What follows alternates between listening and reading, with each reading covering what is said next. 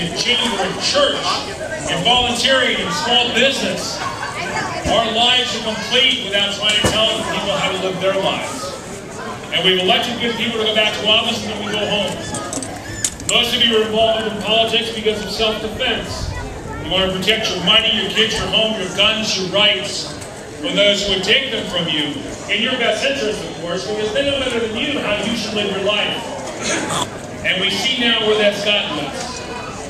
Increasing debt beyond the horizon, no end in sight. A stagnant economy, lower production, lower wages, high unemployment, high taxes, high spending, with no end in sight, and all they can say is more. The stimulus didn't work because we didn't spend enough. Our economic programs aren't working because we didn't tax enough or we're not in debt enough. And I say, it's enough. I've had enough. It's time for a change, and that's why we're here tonight. And I can only ask that you continue to be involved, because it's not going to change unless you get involved, unless you help the candidates, unless you doorbell and you have coffee hours, put up yard signs and write checks and make phone calls and talk to your friends. It's not going to stop. We're not going to turn around unless you do that. Candidates who run for office and tell you they're going to do good things for you and with the best of intentions are still only one person. And they sacrifice. They sacrifice family time and business time and work time to go out and encourage people to vote for them. And if they're lucky enough to win, they still sacrifice. We need to sacrifice too. We need to sacrifice our time, our treasure, from our families to help these men and women get elected and to save this country. Because unlike our president, I'm an American exceptionalist. I believe America is the most exceptional country the world's ever seen.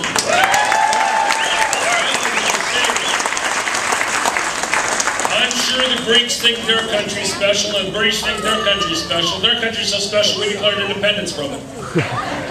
And we have people from every continent in the world except perhaps Antarctica come here because we represent opportunity and hope and liberty. This is the only country deliberately founded on a good idea. Think about that. This is the only country deliberately founded on a good idea. Those words found in the Declaration of Independence. We hold these truths to be self-evident, that all men are created equal, and that they're endowed by their Creator with certain inalienable rights. Not the government, not the state, not even the Constitution gives us our rights. God gives us our rights, and they're inalienable. And the purpose of government is to protect them. The purpose of government is not to tell you what kind of car to drive. The purpose of government is not to tell you what kind of light bulb to put in your house. The purpose of government is not to tell you how to live. It's to protect you as you exercise your rights to live the way you see fit. That's its job and its only job. It's time to get it back on track. We do that this year.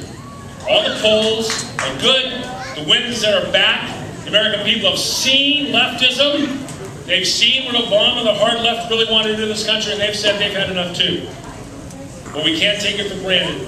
We've got to work hard between now and Tuesday, November 2nd. So when you wake up on Wednesday morning, you can wake up satisfied with a smile on your face saying, yes, we did, not, I should have done more. Because that's your choice, folks. I would assume most of you will wake up that morning, and you're going to hear one headline, either conservatives, Republicans sweep to victory everywhere, or Obama and the Democrats hold on. Now, if you think life's been bad the past couple of years, wait to see what it's going to be like if they hold on, because they'll take that as affirmation from you that you like what they're doing. And they will have a blank check to go out and do more. Although I don't know what more damage they can do, but they'll find something to take over that they haven't taken over yet. But if it says Obama repudiated the polls, that's when the American Renaissance begins. We take our country back. But it also means you have to be more involved in, because we have to keep those new candidates, those Republicans, those conservatives, have got to keep their feet to the fire so they remember why we sent them back there. Not to be Obama light, but to repeal it all and take our country back. That's why we're going to elect them.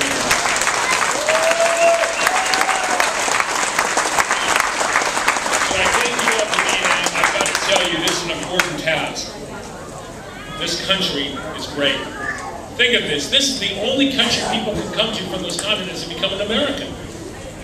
There is no one here who could go to Greece or France or Brazil or Zimbabwe and truly become French or Greek or Brazilian Zimbabwe. Nothing against those countries.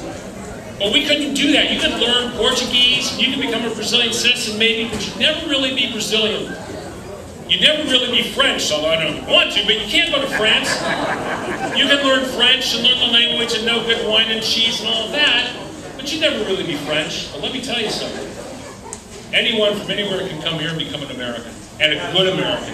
Because America is not just ethnicity, America is not just where you're born or placed.